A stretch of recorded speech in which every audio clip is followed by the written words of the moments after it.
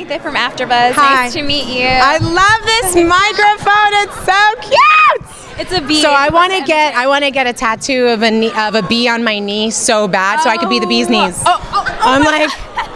I'm going for it. I'm just looking for the right tattoo artist because you got to get the bee just right. You know what I mean? So. Well, you are the bee's knees. Oh, thanks. You love. really You're are. the bee's Yes. knees. Go team.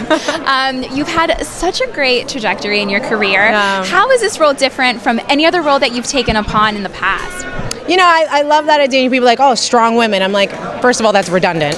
And second of all, you know, no one and any type of archetype is monolithic, you know, and I think we don't get a chance to see a lot of stories portrayed, embodied by a lot of very particular people who often just do not get that time to share and express.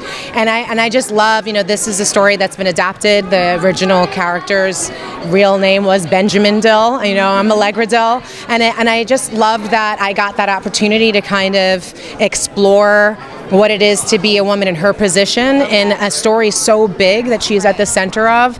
And I wasn't playing the girlfriend, just a girlfriend, or just like sort of the co-star. And, you know, and that's been really powerful. I've made an incredible career, you know, being that team player. And in this one, this is the first time coming on as a producer, being there every single day as a lead, being #1 on the call sheet. I mean, it was really profound. You know, I remember talking to Gina Rodriguez about what that felt like to show up on set every day and know that Jenny and her and Yael and all the people who put it together, like just the responsibility and the privilege and honor to be able to lead a show that put so many people to work and just exposed a different sort of aspect of themselves and storytelling than we get to normally have. And I felt that very much on this. We did the pilot and it was not assured that we'd be able to do the show. And then when we showed up and I walked onto that stage, you know, that stage, and they had a precinct built and my apartment built, and it was like, and I was seeing hundreds of people working. It was like, look at what we've done. So I mean, it's remarkable. I'm friends with Patty Arquette and Patricia, and we're saying she's,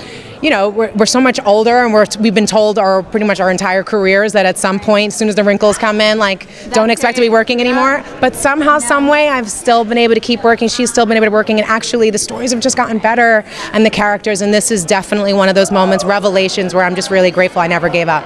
Lastly, what is one message portraying this character of Allegra that you really want to portray for women and for everybody out there who are watching the show? Because it's such a watching the trailer, it's a very powerful series. Mm-hmm. So what is something that you want to portray, like a message? You know, I think there's a lot of necessity around survival that I know from my own childhood, and as you learn more about Allegra's childhood, is really embedded about just the things and the characteristics that you pick up in order to just navigate your world and survive. And I think she finds how limiting that is as the story progresses, and how much she doesn't just need to be the opposite of, you know, these men telling her who she is and what she is. That the harshness and the severity and some of the coldness that she's embodied to make it through every day has maybe not serving her as well, and to allow some of that vulnerability and that intimacy and that rawness to change her, and that was a really interesting journey. I just got the chills. Thank you so much for chatting with us. It was nice meeting you. Thank you.